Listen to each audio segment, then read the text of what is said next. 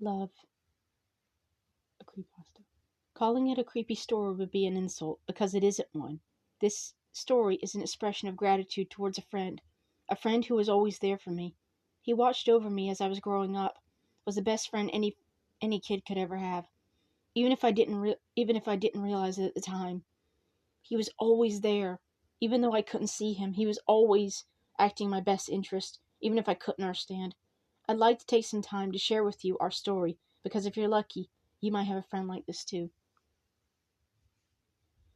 I think I should start. I think I should let you read his letter first.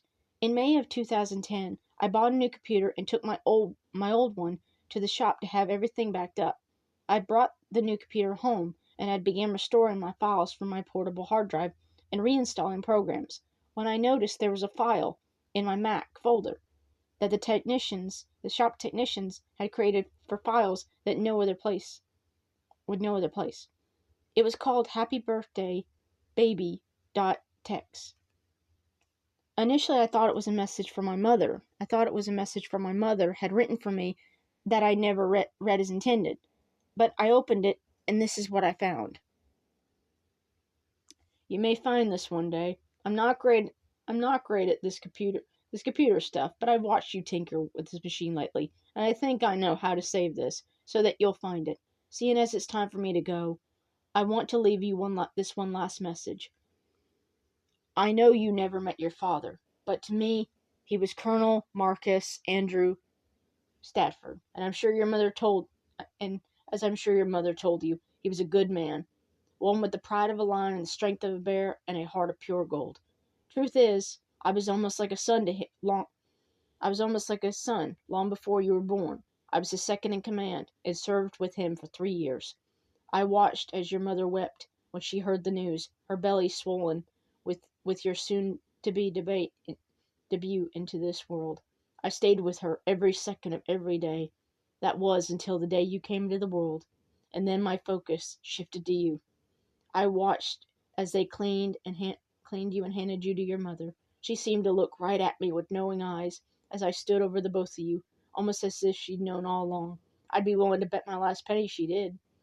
I watched you grow, and I remember everything, even the things you don't remember. You were always such a happy baby. You seemed to have inherited your father's sense of humor. When you were getting to be just 4 years old, you would do everything to hinder your mother's attempts at changing you, laughing the whole while. You were wild at heart, just as you are today, just like Marcus. When you were about 6 years old, we would play all the time. You had this one game in particular where I would grab your toes and tickle your belly. You'd love it. Though when your mother came in, I'd have to stop.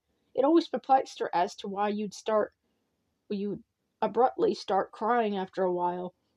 She seemed to think you didn't like her, which is when I realized I had to back away some. When you were just one, you seemed to develop a sixth sense to me, although you couldn't really see me so much or so well anymore. You knew I was there. I couldn't play with you as much as before because I knew it would only hurt you in the long run. But I always kept guard. I knew you'd remember seeing me because you always had a way of testing my presence. You'd throw toys in the corner of the room where I stood, and then you'd wait to see if I'd play with them. Now I know you won't remember this, but once you threw a bear and a rag doll at me because your mother was busy in the kitchen making dinner. I kept you entertained by putting on a little show. Nothing special. I just made them dance a little bit. You were laughing loudly, and your mom came in to see what was so funny. But when she saw, she wasn't laughing. I bet you, if you mentioned the bear and the rag doll dance even today, the color would run right out her cheek. But do me a favor and don't. I think it'd be much kinder to ask if she ever remembered you throwing toys in the corner. That isn't quite as bad memory as the dancing is. Do you remember your first word? I do. Love. Your mother made damn well sure you knew just how much you were cherished by her. Every moment of every day she would always say, "Love you, baby." I remember you tugging at my heartstrings something awful when your mother was changing you in the bathroom one time, and you seemed to have caught my reflection in the mirror behind your mom. You pointed and you said, love. Well, more of love, but your mother knew, and she laughed and affirmed it. It was only your only word at the time, and as I walked out of the reflection, you started getting restless, and I knew again that I had to be more stealthy. You were growing more and more every day now, and I couldn't afford to break my promise to your father, which is why I had to retreat yet again. I broke the rules so many times to protect you. That promise I made to your father was everything. I remember when you were 3 and had mastered walking. You were a regular little scout. You could never keep those still little legs of yours still. You had opened up a whole new world to you, and you weren't shy at all about exploring it. One day you were with your mother in the market, and a lady with a shiny purse had caught your eye. You went running after her, just as another shopper came running with her trolley in front of her, coming the other way. She didn't spot you, because you were running after the purse. You didn't see her either. Breaking the rules was not allowed, but allowing you to not get hurt wasn't permitted either. Allowing you to get hurt wasn't permitted either. By the time you noticed, it was already too late. You fell on your little bottom before you could scamper out of the way. Left with no other option, I set the trolley flying into the side of the freezer, and it crashed. That woman screamed, blue bloody murder. A man in uniform! She screamed. You simply giggled as the crowd gathered around you, and your mother came running. When she found you at the scene, you were safe and sound, and you pointed to the trolley that had smashed into the freezer case. Do you know what you said to her? Love, Mommy, love. I was hiding then, embarrassed to have created such a scene, though I have to admit I was laughing on the inside. As you grew, you became more aware, and so did I, and I finally knew when I could and couldn't intervene. Doing too much could hurt both of us, so I chose my moments carefully. You were a smart kid, just like your dad. Most time, you knew how to handle any and every situation. If there was an option, you took it. Even though I slipped up a few times when you were growing up, I do think I did well to keep an eye on you. It was just the little things to make your life easier. Things that you probably won't remember, like putting your music sheets into your bag at night, turning off your television when you fell asleep, pulling the sheets over you on the colder nights, sorting your drawers, setting your alarm clock, closing your windows and your door. You caught me doing 1 or 2 of these things a few times, and I want to take the time right now to apologize for scaring you.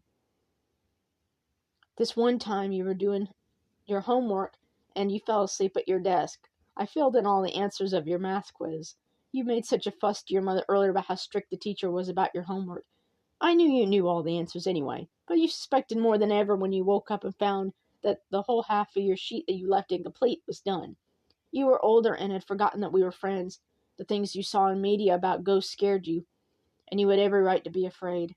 I just want to take the time to say right now, I'm sorry. I never meant to make you cry. If only I'd taken a little extra care, you'd never have known. I just wanted to keep you safe and happy. As you matured, you began to take form as a little lady, and as such, you began to know the evil of men.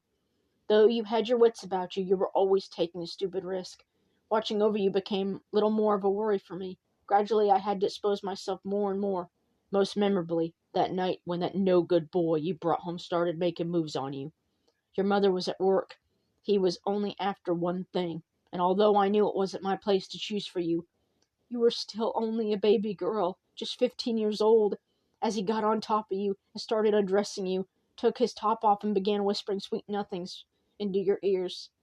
But your face said it all. You were scared. You told him to stop, but he wouldn't. When you tried to push him off, he got angry. He struck you. And finally, when he put his hand up your skirt, all the evil and anger inside me, broke free in that moment, and it was something I couldn't control. My rage boiled as I began to growl, and the lights flickered, the TV volume rose, and the doors and the windows crashing open and closed, and open and shut. The keys on your piano began to rattle, and with your father's roar, I yelled, "Get out of my house, boy!" He ran out of the room, and you tried to follow, but I slammed the door in your face and wouldn't let the handles go until your mother pulled into the driveway. till your mother pulled into the driveway. I'm sorry, kid. That whole thing traumatized you for a while. You became more frightened than ever. Having such an experience, I knew from then on, despite of how much I love you, we could never be friends, not after what I'd done. Some nights you used to sit awake late into the evening watching me, and I'd have to sit in the darkest corner, looking right at you, unable to assure you that I wasn't here to cause you any harm. You used to scream, "I hate you, get out, leave me alone." Just like you used to do as a toddler, you'd throw things in my corner, only instead of toys for me to play with, this time it was heavy books, CDs, anything you could get your hands on to cause me to move. You sit in your bed watching that corner.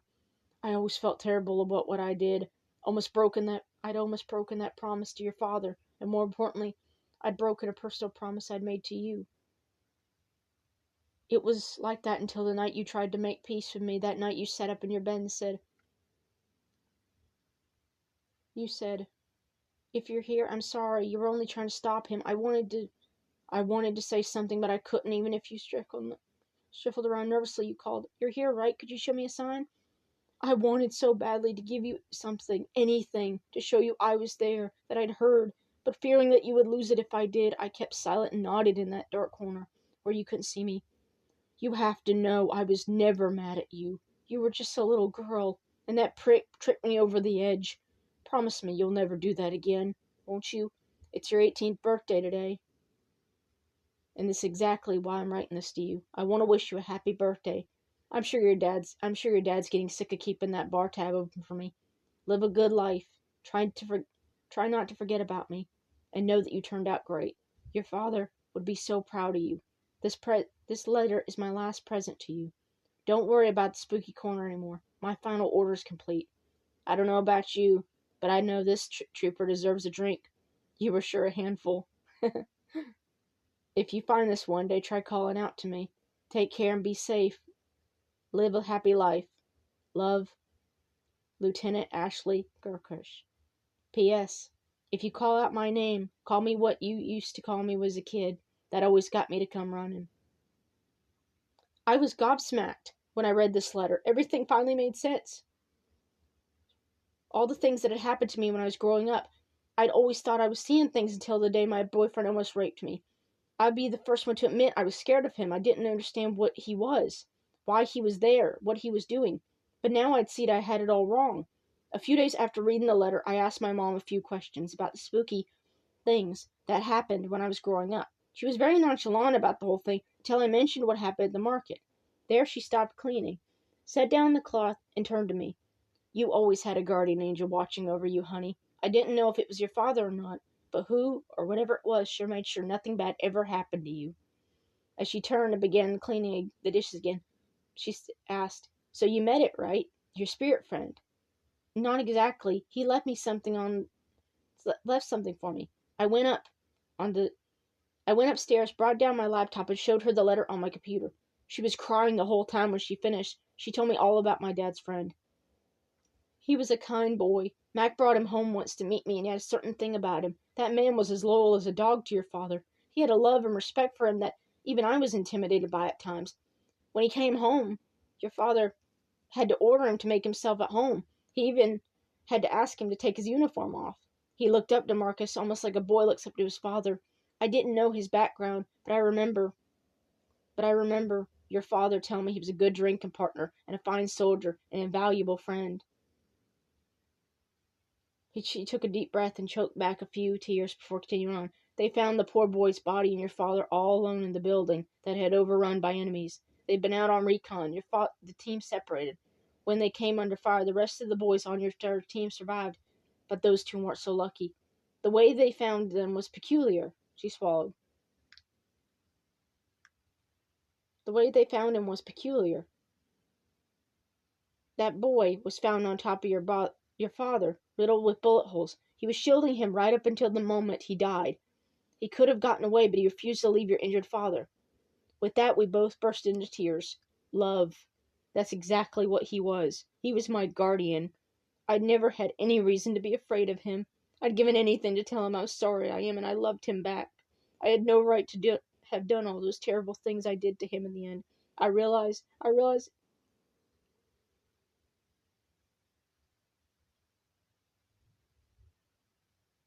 I realized that he had loved my father so much that even death could not keep him from the promise he mentioned in the letter. When I asked my mom what the promise was, she looked at me, and with tears in her eyes, she said it was made in this very room while they were setting up your bedroom. It was just, no matter what happens, promise me you'll watch over my daughter.